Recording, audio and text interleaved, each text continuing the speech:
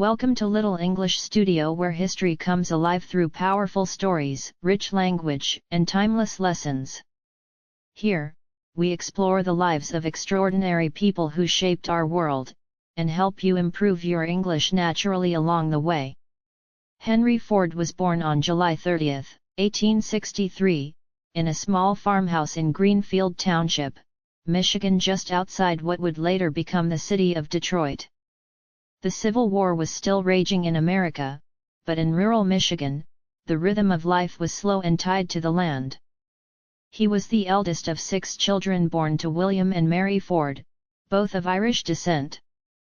The Ford family owned a prosperous farm, but young Henry had little interest in farming. From an early age, he was drawn to machines, clocks, watches, anything mechanical.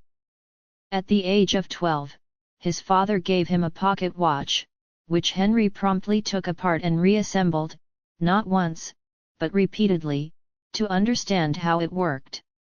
Neighbors began bringing him broken timepieces, and Henry, still a boy, became the community's unofficial repairman. His fascination was not just with fixing things, it was with understanding why they worked the way they did. The farm life, however, felt confining. "I never had any particular love for the farm," he would later say. "I wanted to have to do with machinery."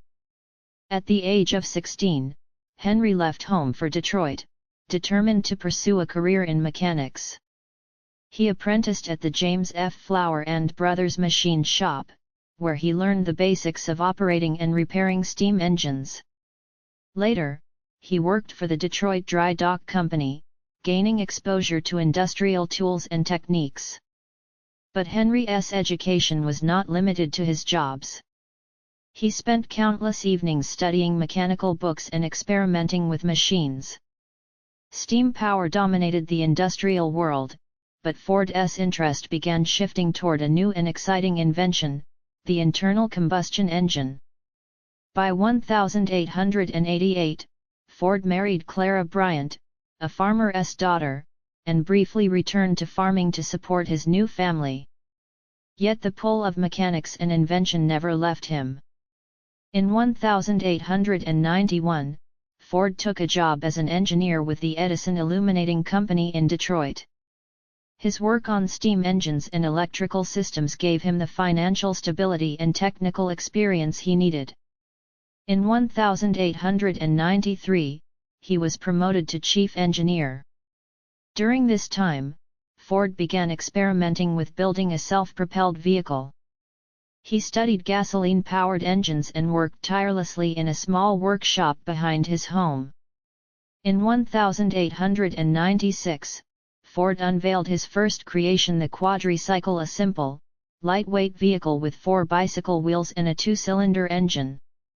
That same year, he met Thomas Edison, who encouraged him to continue developing his ideas. Edison's words lit a fire under Ford, giving him the confidence to see the automobile as the future of transportation.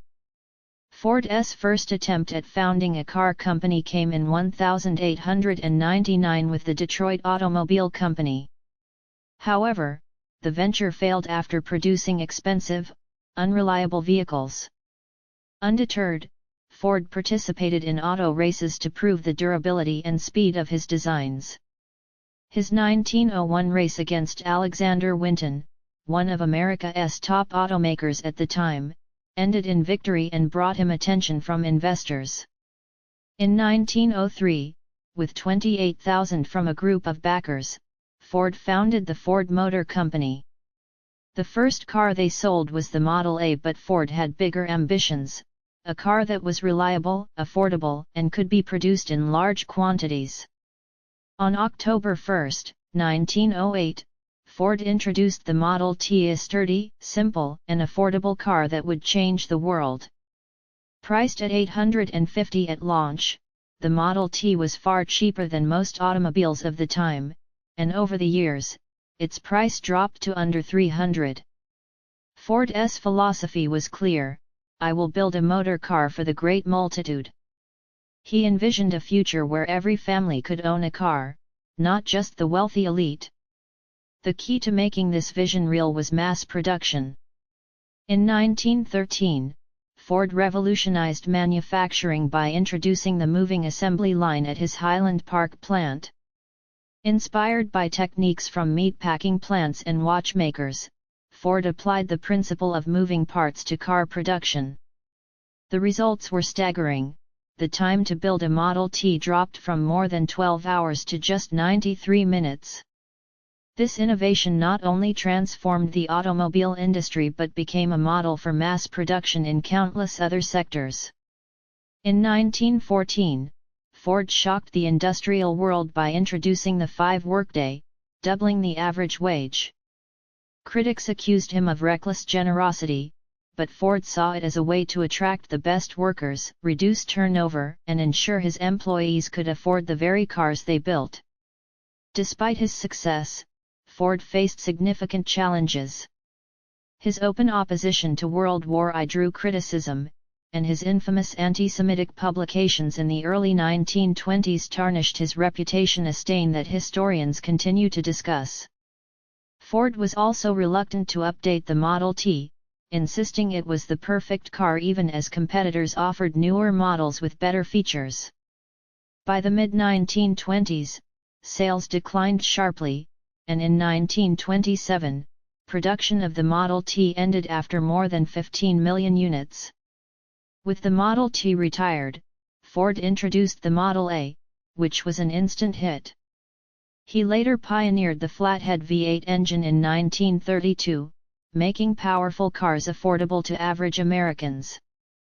Ford also expanded his empire to include rubber plantations, steel mills, and even his own sociological department to monitor workers' lives, a move that sparked debates over privacy and corporate control. During World War II, Ford Motor Company became a major producer of military vehicles, including the B-24 Liberator bomber, which rolled out of the Willow Run plant at the astonishing rate of 1 per hour.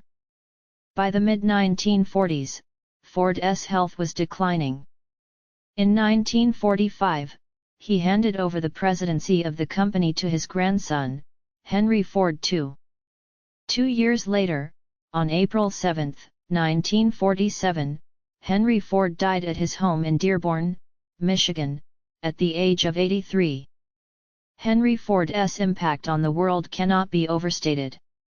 He didn't invent the automobile, but he transformed it from a luxury into an everyday necessity. His innovations in mass production reshaped manufacturing, and his belief in paying workers well influenced labor practices worldwide. His life, however, was one of contradictions, a progressive in some ways, a stubborn traditionalist in others, a man who empowered ordinary Americans yet held views that caused harm. Today, Ford is remembered as both an industrial giant and a complex human being whose vision quite literally put the world on wheels. Henry Ford's journey from a Michigan farm boy to the founder of a global industry reminds us that innovation, persistence, and vision can change the course of history. But his story also warns us that great power carries great responsibility. This has been a Little English Studio documentary. If you enjoyed this story, like, share, and subscribe for more journeys into the lives of the people who shaped our world.